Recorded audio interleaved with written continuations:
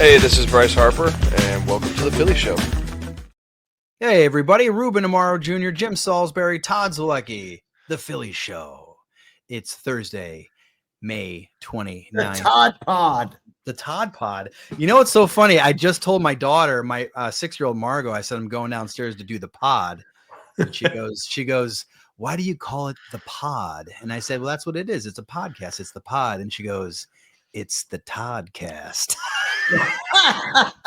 Which was very funny coming out of a 6-year-old's mouth. That's awesome. The Toddcast. She doesn't know that it's the Todd Pod though, right? Or that's what a lot of people called it, but anyway, so the Todd Pod, the Toddcast. I like to call it the Phillies Show because here we are talking Phillies. Phillies got rained out Wednesday night, so they're going to do a doubleheader on Thursday, the old split day-night doubleheader. Christopher Sanchez starting game 1, Zach Wheeler starting game 2. But Tuesday night, 2-0 win against the Braves. What jumped out at you guys about that series opening win, Jim? You were typing away. I was hacking. Oh, he was hacking it up. I saw Ruben there. He was up in the top row, as we say, stuffing it in. I was eating a very, very balanced meal. Thank you. That's a story of John Vukovic. That's an homage to John Vukovic, who was always in great shape. I mean, just always in great shape. And anytime he ever walked by you and you were eating something, he'd say, stuff it in. So good. Anyway. Missed that man. We missed that man. Yeah, I love it was the best. I thought it was a really good ball game. I mean, it was a gritty win for the Phillies. Max Kepler, Alec Boehm draws a walk off Strider, and the third inning, Max Kepler has a really big hit.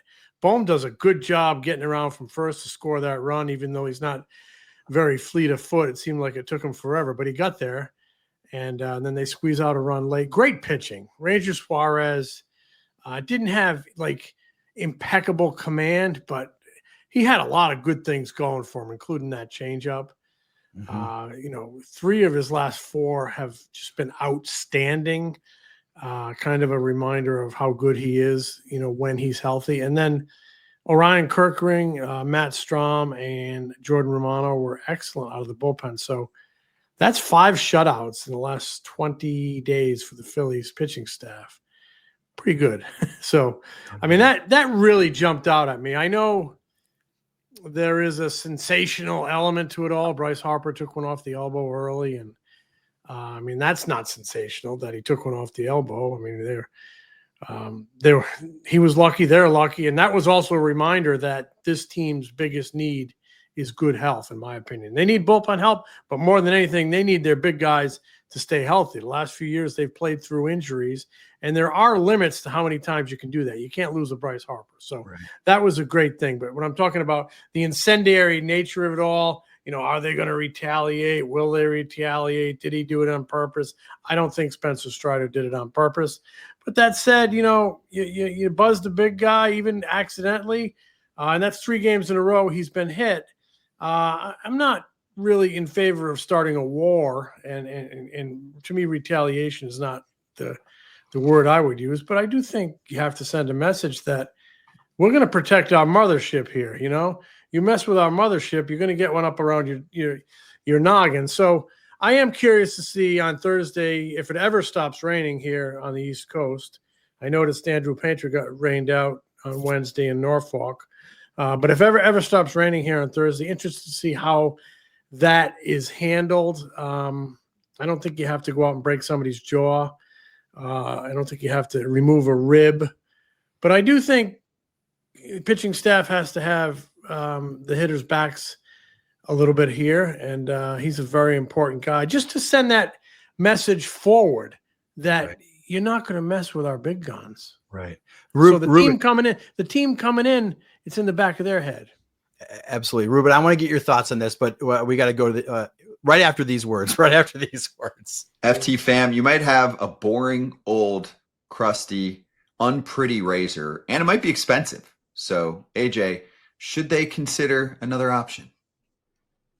Look how cool this is. Look at the color scheme. Look at it. Little sheath. to hide the blades when you travel. Works great. I've been using this for a couple weeks now with Harry's. Clean, no bumps, no cuts. Works great. And you know the best part? It's a great price, especially if you use the foul territory code, Scott. That's right. Harrys.com/foul. Guess what? You can also get yourself a no risk trial. So if you don't like your shave, no worries. It's on Harry's. They're not worried about it. Get the edge on your shave with Harry's. Normally, the trial set is $10, but right now you can get it for just $6 at harrys.com/foul. Use the exclusive link, harrys.com/foul, for a $6 trial set. We are back. Real quick before Ruben, I want to ask you about your thoughts on Harper. We're giving away a Manco gift card this month if you follow the Phillies show on Instagram. And last month we picked a winner. That winner never responded, so we picked another winner. And Sean Denham won the Manco gift card for April, and he responded right away in our DM. And guess what? I hope he's telling the truth. He's throwing out the first pitch tomorrow, Thursday night at the ballpark. If Sean, you better be telling us the truth, but congratulations on winning the Manco gift card. We're having another giveaway at the end of the month. So Ruben, after the game, I was watching the post-game show after the game. You even thought that maybe Jordan Romano might take a little, maybe plunk somebody in the ninth inning. What's your take on Harper? Yeah, I think that was came from Ricky Bo when he was talking about. Okay, Ricky Bo. Bo might do it. I do believe they will retaliate. I will tell you this: if I was in that clubhouse and in that dugout, and I've seen it happen because I watched it, and I've been in the middle of one of these. Dave Hollins and I were getting plunked quite a bit in 1992 to the point where it got a little ridiculous. And in fact, Dave Hollins had a little discussion with the pitching staff, more than a discussion. Listen, you got to protect your own, especially when you're talking about your big boys. 3 times in a row.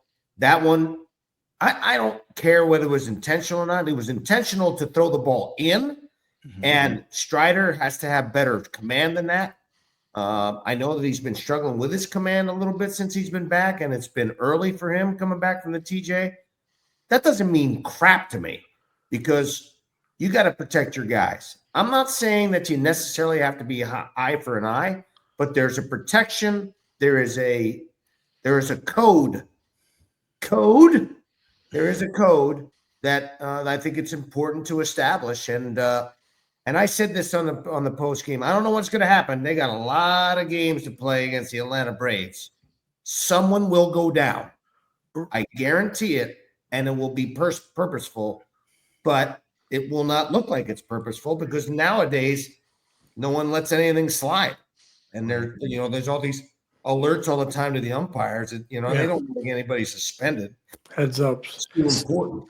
So how much they have to do it intelligently, and I think that they will. The message though isn't just to the Braves. Oh, no doubt. It's across the board. Yeah, everybody notices everything in this game. See that Phillies aren't screwing around. There you go. And listen, I will tell you, I've known Rob Thompson a long time. He's never going to tell anybody to go plunk somebody. That's not what he does. But he does believe in playing the game the right way, whatever that means. And part of that is protecting your house. This is your home and this is your house, and you need to protect it. So if you guys could draw it up in a way that works, in other words, it's easy to say Christopher Sanchez tomorrow in game 1 should just drill Ronald Acuna Jr. on the first pitch, send him to first base. Maybe warnings are issued, but then say now Christopher Sanchez in the 3rd inning loses one right on another fastball. Now he's out of the game. Oh, crap. Now you've kind of screwed yourself in a doubleheader. So I think timing plays a part in it as well. So if you guys could draw it up, what's the best time to, send that message without screwing yourself over? Because like last night, I would not have thrown at anybody last night. They were up 1-0 going into the 8th inning. You put a guy on, now next thing you know, there's a couple flares and, boom, you lose that game. I want to win that game on Tuesday night if I'm the Phillies. So I don't throw at anybody on Tuesday night in a 1-0 game. Now, what do you guys do? I kind of lay back a little bit and lay in wait for the right time. And maybe the best retaliation of all is sweep them and kick them right out of town, right off to the airport. And we're going to see again, a couple more times. At that point, maybe the retribution comes, but you kind of store it and you wait for the right time, and it'll happen. I will say this. It will depend on the pitcher. Mm-hmm. Who knows what pitcher might step forward and do it and just say, you know what? I'm protecting Harper. I'm protecting our team. And that's okay. If he takes it upon himself to do it, I'm all for it. Mm-hmm. And if that sinker happens to run a little bit, too bad. And it needs to be responded to.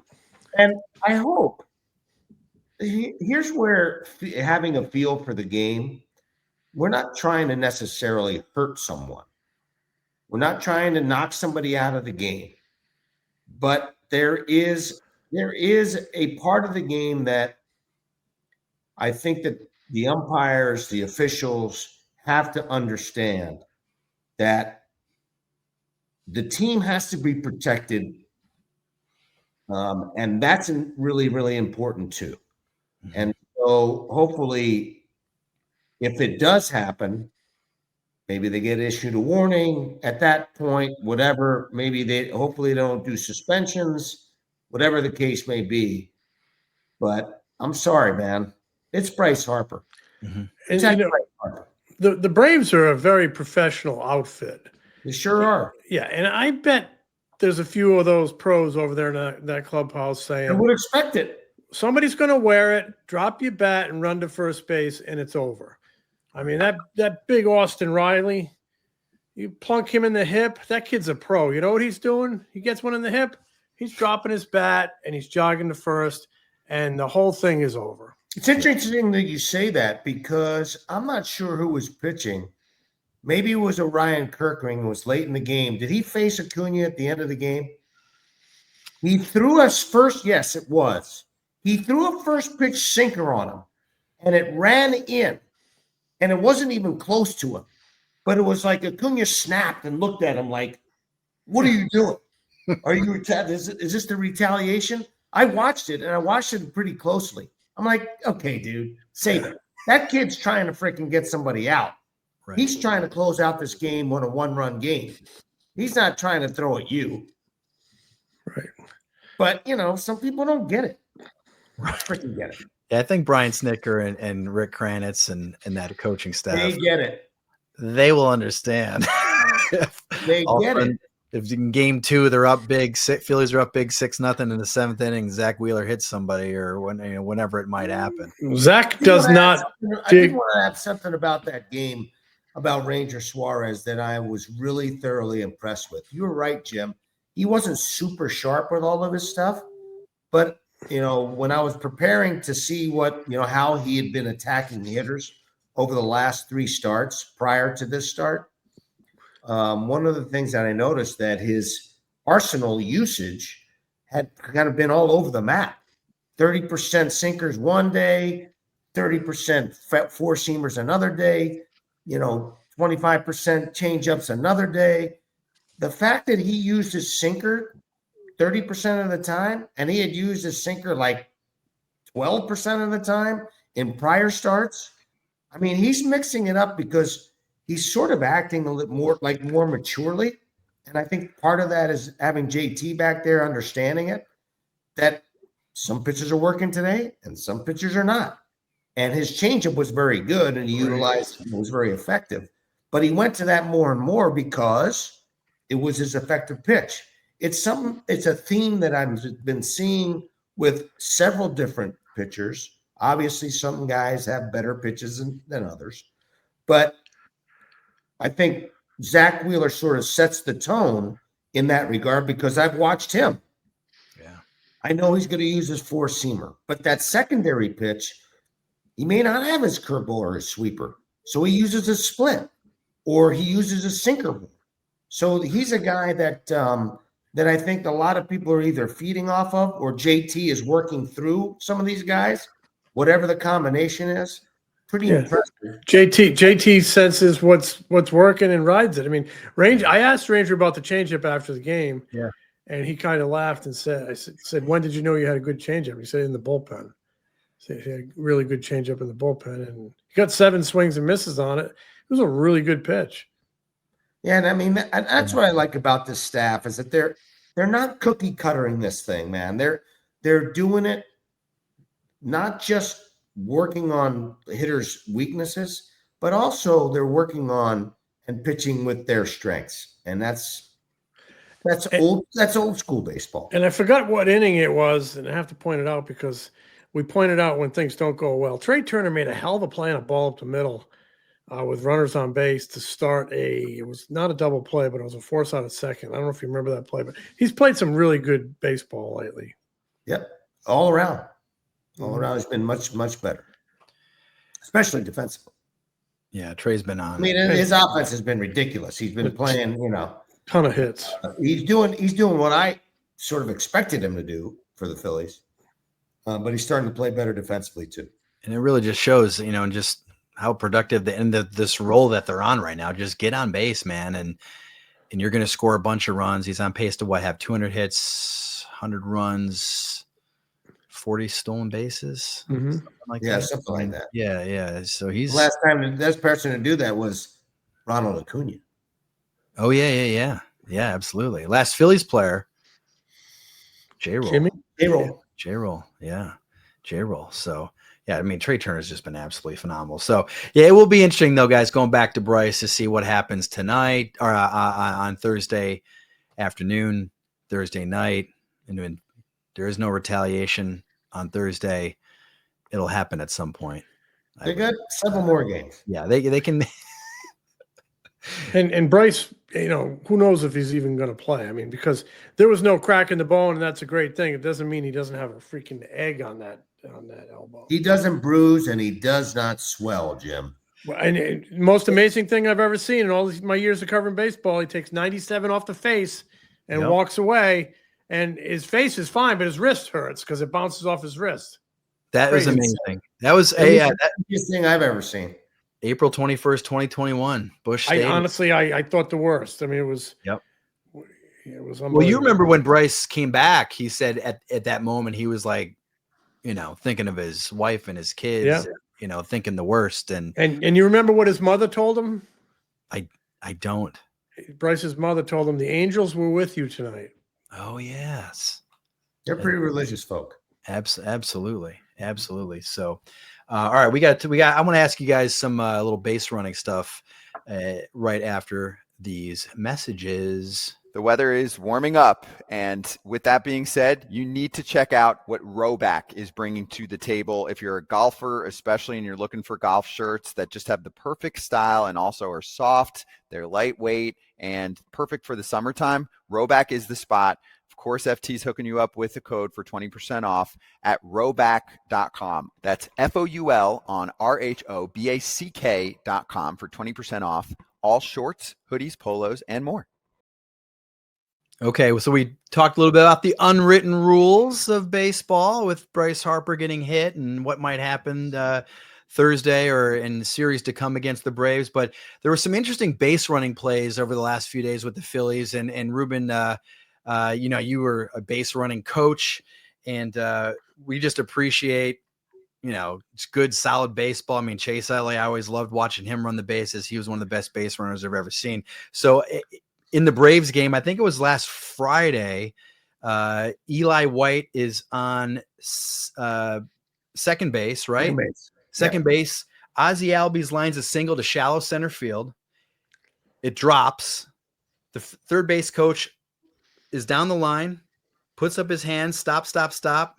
He thinks for some reason the ball was caught. He returns to second base and gets thrown out and kills this potential ninth inning rally to come back and beat the Padres. And Ruben, I was reading, you mentioned it on X on Friday night. And I think maybe even the next day, some people are saying, yeah, that was the third base coach's fault, or, who's at fault here? Like, what should have happened here? So walk us through that play. Cause I thought that was really interesting base running blunder by Eli White of the Braves. I mean, typically the Braves, when they come through their system, they're well coached. They understand the game, what have you. There's a ball that's hit a semi-line drive, and it's a ball. I mean, it's a big part of the game because they score that run. I think they either win the game or they're puts them up. And Eli White actually made the right initial break. He sort of didn't, as he was running from second to third, it seemed to me, because he put the brakes on, it seemed to me that maybe he didn't believe that he was actually making the right read, which he did.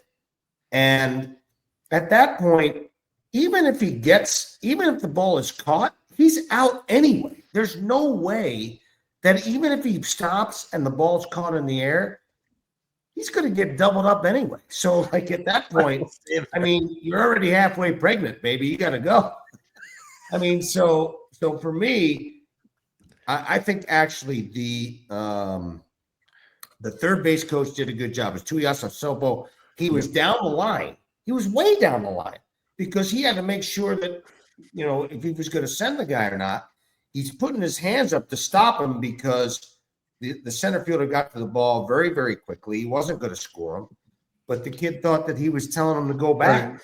That's not the sign to go back. That's the sign to stop. Maybe why did he put his hand down? Well, you don't want – he didn't want him to stay right there at third base. He wanted him to keep coming in case the ball's bobbled. So you don't point to third base unless there's going to be a play on him at third base. And so it was just a mistake. It was a blunder. Yeah. Maybe Tuyasa Sopo's read was so quick. Maybe it kind of confused the base. No, I'm not saying it should, but maybe it confused the base runner because it went up so quick. And then he had the right read, and for folks to be out there blaming the base coach on it, I saw that. I was like, how can you blame the third base coach on that one? I mean, there's a lot of times to rip a third base coach, I guess, but that was not one of them. And then the next night in Sacramento, a brilliant base running play by Kyle Schwarber on Saturday night. He hits a double in the 11th inning, and he runs the first baseman, the A's first baseman, making his major league debut. Schwarber runs into the guy and goes, oh, okay, I'm going to keep running. Doesn't stop running.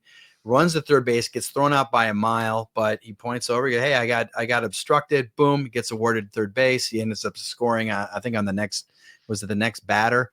But that was just Kyle Schwarber just being super smart and just super heady. That's the thing. That's the thing about base running that I believe that when I was at the helm of the organization, and I think that there's nothing that sets the tone more as an organization when you really run the bases well or you run hard.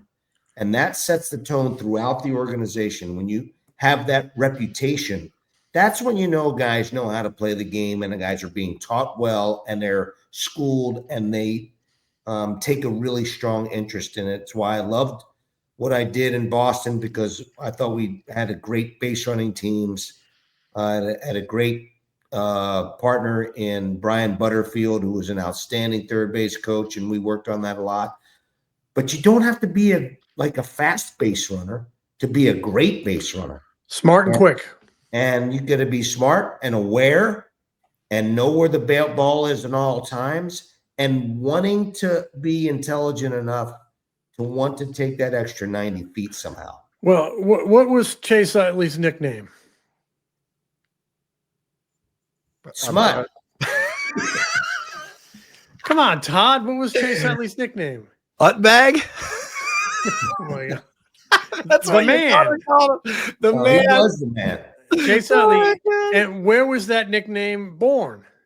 From the heads up play of throwing that guy out. No. From score on. That's right. Scoring. He scored on the ground ball from second. The ground ball to first base. Yeah. Yeah, or the pitcher or something. Yeah. He scored from second in Turner Field, and Harry said, "Chase Utley, you are the man," and it stuck. And that was a base running play. That's right. That was one of the all timers, man. I mean, guy He got ran a great, well, but he got a also- great nickname that none of us remember on the spot. No, he was I would call him a burner. He had good quickness, a good couple first step, but he was smart. Instinctual. His steal percentage was great because he was smart base stealer.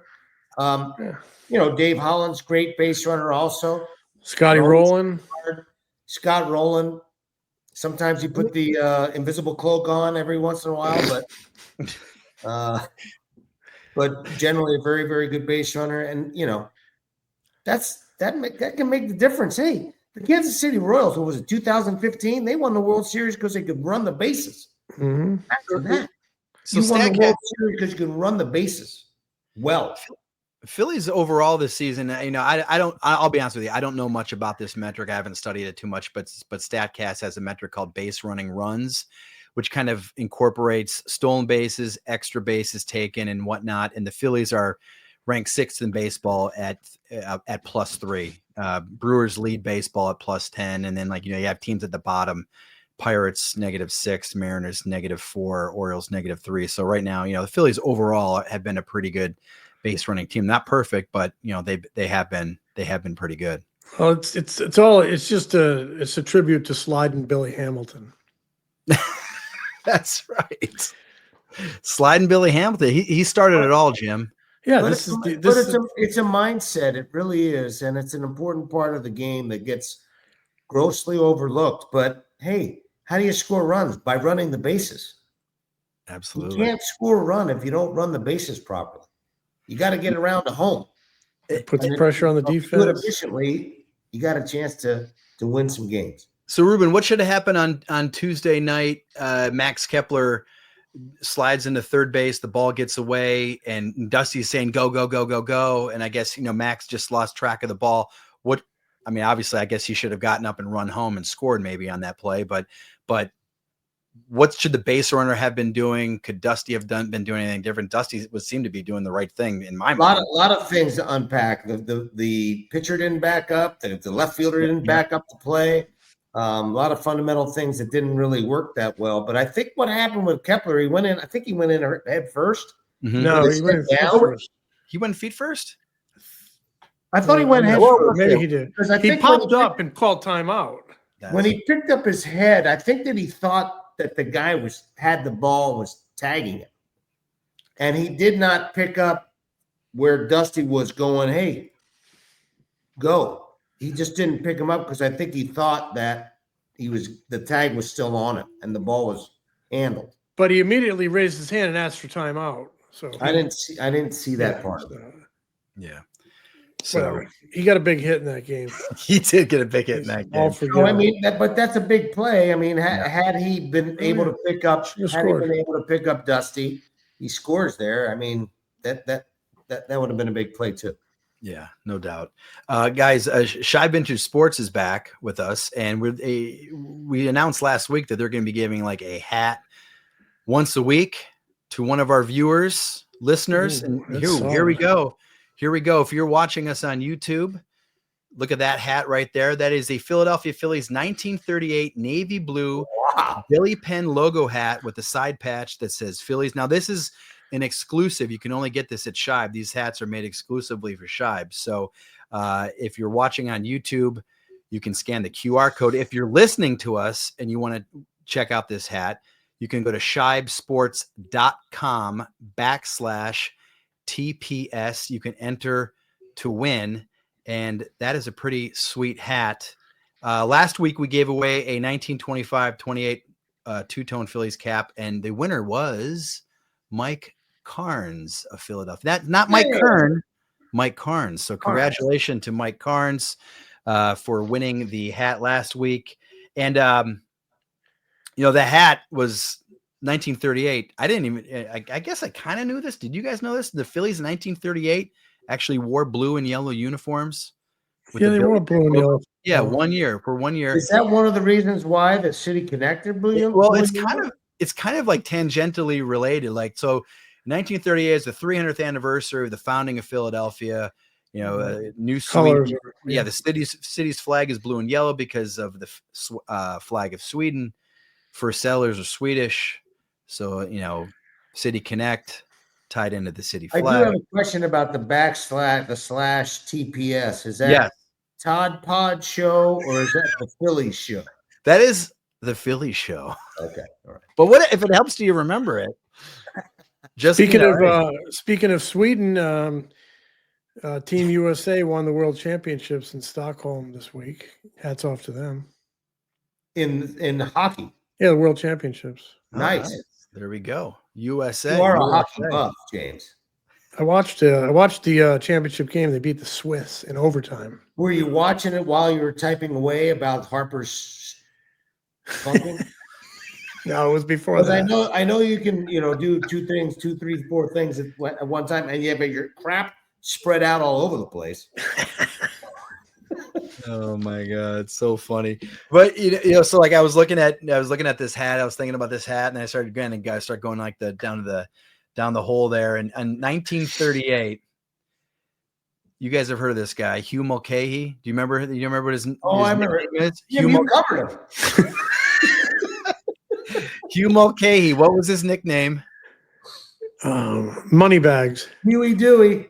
Huey Dewey Louie. Huey Dewey. His nickname was Losing Pitcher.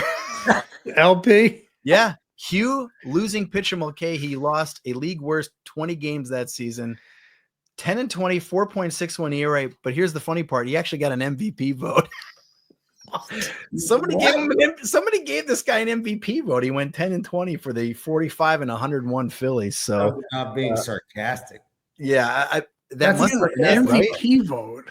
Yeah, he got an MVP. He finished like 29th for MVP. I guess he figured that he was helping another team reach its heights. That man should have his card revoked. Yeah. That was the guy, if he's still around, that didn't vote for Jeter for the Hall of Fame first ballot. Yeah. And Ichiro, wasn't there a guy who didn't vote for Ichiro too? I think so, right? Yeah, Ichiro wasn't unanimous. No, yeah. I mean, it's crazy. That whole we could spend a whole show on that. It's what are you guys doing? I'm gonna lump all you guys in there. Yeah, Don't want me in with that guy. Broad brush us. Oh, broad brush. So anyway, if you want, I'm gonna show that hat. I want to show that hat again because that hat is sweet. Yeah, that hat is very cool. So who does that guy look like? He looks like somebody. I don't know. We'll have to find out. So go to shibesports.com/TPS and you can win that hat. Shibe Vintage Sports for all your throwback Philly sports gear and best gifts for Father's Day. Visit their 4 locations around Philly or online at shibesports.com. Guys, we got a doubleheader to watch on Thursday against the Braves. Split to do pre and day post. nights. Pre and post. Ruben, how do you keep yourself caffeinated? What do you got going on over there? Oh, I'll be caffeinated. And then Friday I can't get it in the jar. Friday we've got a very good episode. Got a special guest on Friday. That's going to be a good one. Yeah, sure. I guess little tease. Little tease. Little tease. Not a big tease. Go for it, Jay. You got an idea? All right, I'm going to give you a little tease. Hey now, 1-7. Oh, come on. No, that's not good. That's too obvious. That works. It's good. So what do you got? Let me hear what you got. I don't have one. I was going to drop a nickname, but it would give it away. Yeah. Go ahead. Big fella. That gives it away. That gives it away. Way to go, Tom. That's okay. We got good ones coming up, and it was good stuff. Yeah, it was good. So make sure you tune in on Friday for our final episode of the week. So guys, enjoy the doubleheader today. Smell the letter, boys. Smell it, James. The Philly Show is brought to you by the Foul Territory Network. Subscribe to The Philly Show on YouTube and wherever you get your podcasts. If you like us, give us a review. Follow us on Instagram, TikTok, X, Facebook, and Threads. Find Ruben's analysis before, during, and after Phillies games on NBC Sports Philadelphia, on the Sports Radio 94 WIP Morning Show, and MLB Network. Find Jim at allphly.com. Find me at MLB.com, the Phillies Beat newsletter, and MLB Network.